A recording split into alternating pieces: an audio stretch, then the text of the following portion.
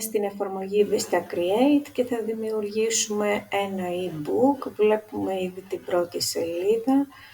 Στη σελίδα αυτή μπορούμε να εισάγουμε φωτογραφίες από τις προτινόμενες από τις φωτογραφίες της βιβλιοθήκης, είτε να ψάξουμε για κάποια πιο συγκεκριμένη φωτογραφία, είτε να ανεβάσουμε τη δική μας φωτογραφία.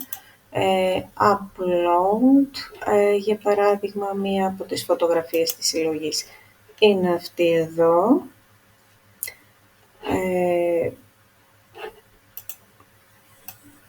Μπορούμε να εισάγουμε αυτή. Μπορούμε επίσης να μεγαλώσουμε λίγο, να κάνουμε μεγέθυνση τη σελίδα του βιβλίου, έτσι ώστε η επεξεργασία να είναι πιο εύκολη.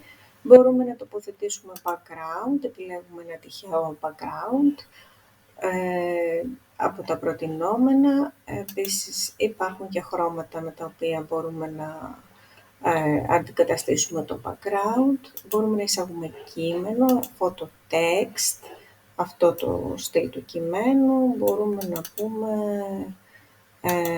για το συγκεκριμένο κείμενο ότι αυτό θα είναι ένα βιβλίο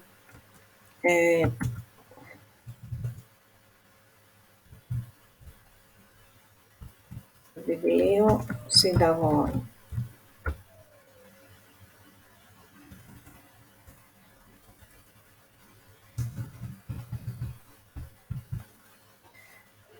Το μέγεθος της γραμματοσυράς είναι αρκετά μεγάλο, οπότε επιλέγουμε, μειώνουμε τη γραμματοσυρά από εδώ. Αν θέλουμε, χωρίζουμε τις λέξεις και ξανά μειώνουμε τη γραμματοσυρά. Επιλέγουμε διαφορετικό χρώμα από το μαύρο, από τη συλλογή την οποία μας δίνεται. Μπορούμε να πάρουμε το κόκκινο. Επίσης, μπορούμε να κάνουμε έντονα, πλάγι, υπογραμμισμένα ή όχι. Να μετακινήσουμε φυσικά το κείμενο, μπορεί να είναι και στην αρχή της σελίδας, μπορεί να είναι και στο τέλος της σελίδας, εξαρτάται από το που επιθυμούμε εμείς. Στη συνέχεια έχουμε τα διάφορα στυλ.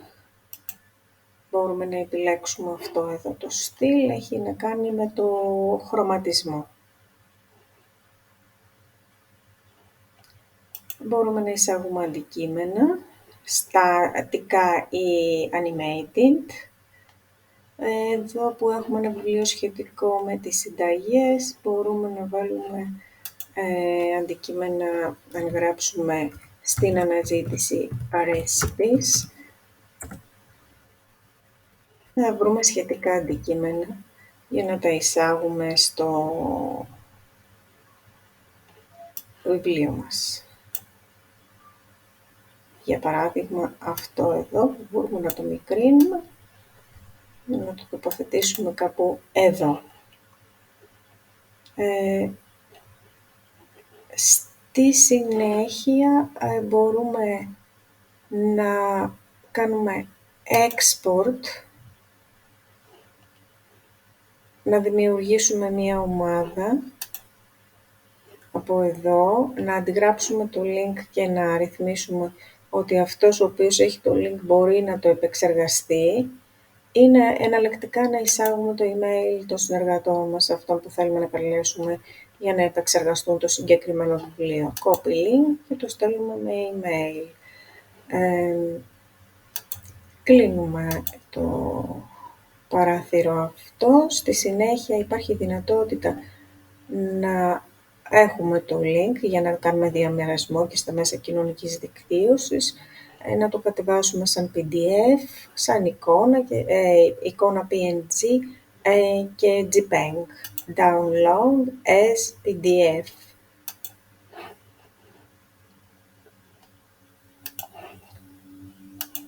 Από τα templates μπορούμε να επιλέξουμε ποιο στυλ, ποιο template ταιριάζει καλύτερα στις ανάγκες του βιβλίου που θέλουμε να δημιουργήσουμε. Μας δίνει, η βιβλιοθήκη είναι αρκετά μεγάλη, μας δίνει διάφορες επιλογές, οπότε επιλέγουμε εκείνη που ταιριάζει περισσότερο στις ανάγκες μας.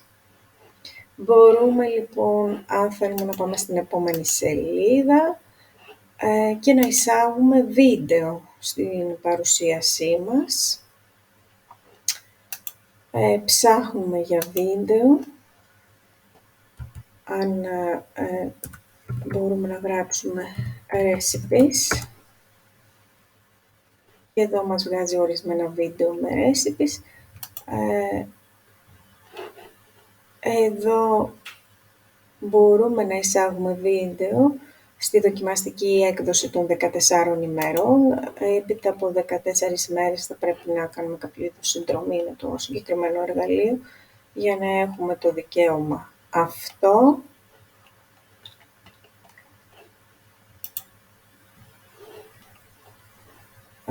Και εδώ μπορούμε να βάλουμε background, μπορούμε να βάλουμε ένα χρώμα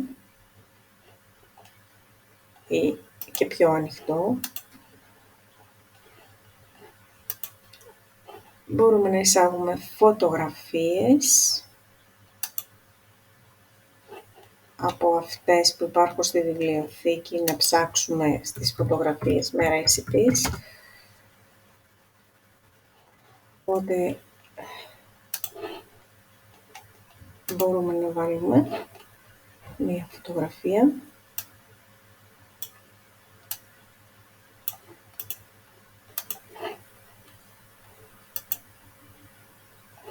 Δυνατότητα για μουσική έχουμε να βάλουμε, αν βάλουμε αυτή εδώ τη μουσική,